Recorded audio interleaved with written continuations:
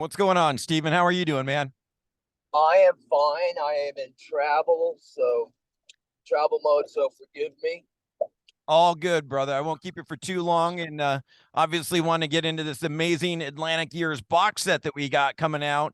And of course, the great albums, but I always like looking at all the extra stuff you get in there, the bumper sticker, the backstage pass, the guitar pick, the wanted poster, all that cool stuff, and a really cool replica, tour book replica that you created. And it had some exclusive photos in there, too. Yeah, isn't that cool? Well, it's our first, you know, real box set, so to speak, and ironically, it's the 40-year anniversary of Rat and Roll, 83, 2003, next year for the Cellar. But it's very important. I love it. I just love the fact that timing was right. We wanted to give you everything. Even the guys all got together and put their egos aside for a minute to give them, photos with their egos in it. And they're all good. Love it, man. And a couple things I wanted to touch on the albums along the way. And really interesting to learn that, four out of the five albums all done with Beau Hill. And it wasn't even supposed to be Beau Hill to begin with. It was all supposed to be done by Tom Alum to begin with, right? Well, yeah, when you're lucky enough to get your first record deal, and the idea of a producer pops in your head. You're looking at albums. Our favorite guys were Judas Priest, Robin, and I, and so we figured, yeah, what the hell. But it didn't turn out that way, and thank God for that. uh, in order to get the deal done, the rumor is Bull Hill was enlisted, whether we liked it or not. And as far as I'm concerned, it didn't matter to me. Robin and I were happy for just to have our music on plastic, vinyl. Yeah. Just to have that, finally have that record deal. And a lot of those tunes on the first down out of the cellar came from off the EP and stuff. So was it really the second album where it's kind of challenging starting from ground zero when it came to Invasion of Your Privacy? You're correct. Yeah, but we went into pre-production for that. We were on the road extensively, so I believe, did take time off. And but you're right. Even a song like "In Your Direction" was a song I wrote for Mickey Ratt in the late '70s. But you give him everything you got for that first record, and as Robin pulled out of a song from one of his older band too. But Invasion, you're correct. Yeah, we went in there with a couple songs that were, not leftovers, and pretty much all new stuff. They always say the second one's the hardest one because you got your whole life to write the first one and then that second one, but it got even bigger on the second album for you guys. Yeah, well, we were fortunate.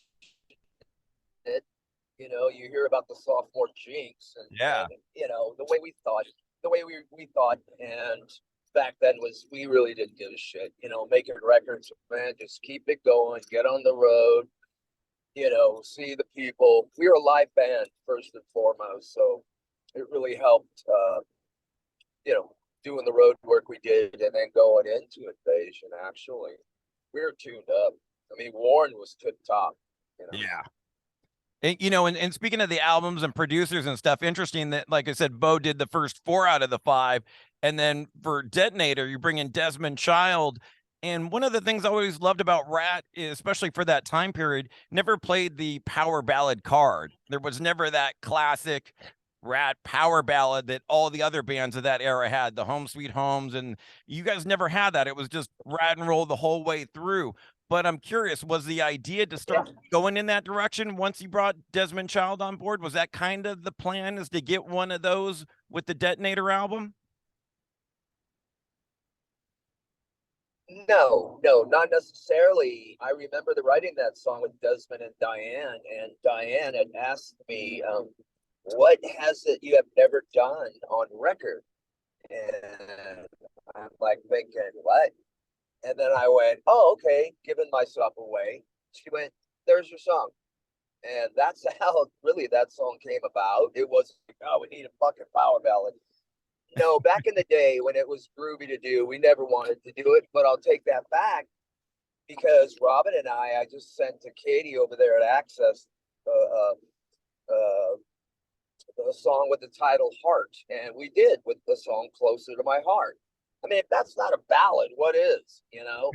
I mean, do we got to weep for you or something, you know? We But it gave didn't. it to you a little bit. But it didn't have that success that those other ones did at those times, and we were still writing hits and having success. You didn't need to play that card. Was my point.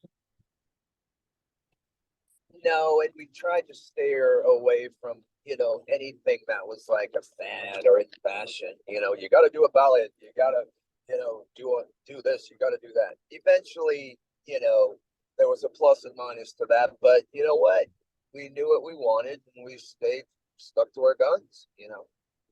I love it. And along the way I started incorporating different things, maybe not power ballads, but some keys in some songs here and there, and even like a little bit of sax in Loving You's a Dirty Job and stuff like that, which is cool to kind of hear the sound grow. Yeah, right. Well, I think Ratt actually is one of the only bands from that era that could get away with, throwing down horns. I mean, think about it. Seriously, you're not going to hear our peers Motley doing that. I tried, or Wasp, or Great Right. White, or maybe Great White could get away with it, but we could, and that was one, you know, not formulated, but we could really pretty much do anything, or at least try, and not be that ridiculed, for No, stepping outside of the heavy metal '80s box. no, not at all. One other thing about Detonator, heads I win, tails you lose. During the Johnny. chorus, there's another vocal in there besides you on that chorus. Is that John Bon Jovi? That's Mr. John Bon Jovi. Yeah, Ah, Johnny came in. That was weird how he came in. I Desmond, obviously, because Desmond was writing a bunch of stuff for Bon Jovi at the time. You know, right. so he probably just hit him up and said, "Hey," and John's like, "Well, I don't see why you wouldn't." But it was actually cool, because he opened up for us, and Arcade opened up for him later on. I mean, it was all cool. So you had a relationship with him, but it was actually Desmond that kind of called him in for that one. Yeah, it was really cool. It's I win this part, yeah. Yeah. Yeah, I'm like, that ain't Steven singing that for sure. That's a different tone to that voice for sure. Right. Anyway, it was Johnny Bongio. The other thing I love about some of the Rat songs and looking over the career, a lot of my favorite tunes happen to have been on movie soundtracks. Something I think has kind of gone away, but you guys had some good success with that. Nobody Rides for Free and Point Break, and then Body Talk in The Golden Child. You are correct. Yeah, I brought this up earlier in Cobra Kai recently, and the Geico, and Yeah, the Zamboni, and the Boni I did, and for Dollar Center, my bud over there, Chuck Brennan, and yeah. Well, I mean, it's not as much as luck as like, hey, if they ask you or you want to do that kind of stuff, which I like. But it's way cool.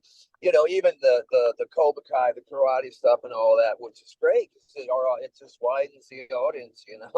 yeah, it brings a lot of eyeballs to the music that might have not have been there in the first place. Yeah, and the single "Nobody Rides" we put in the box set, so it's kind of groovy. Yeah, 7-inch single. That's it's not too not seen too often. So that's another cool exclusive that the box set has. And dude, I gotta say, I've been loving the adventures, all the videos you've been posting on YouTube, like the Monsters of Rock Cruise adventures, a day off a tour and Yeah, stuff like that. But talk to yeah. me about the Monsters of Rock Cruise. How fun was that for you? You get to connect with old friends? That was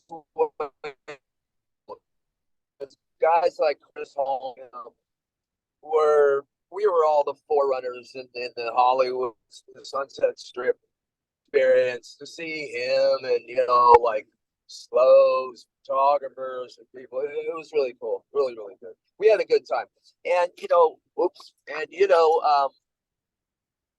we are, with the Sunset Strip experience, embracing the '80s. What we had a big indelible mark in Ratt, with Motley, Wasp, Great White, even Striper as Rock's Regime. I mean, there were only a handful of guys that really kicked off that whole scene, you know, in the early '80s.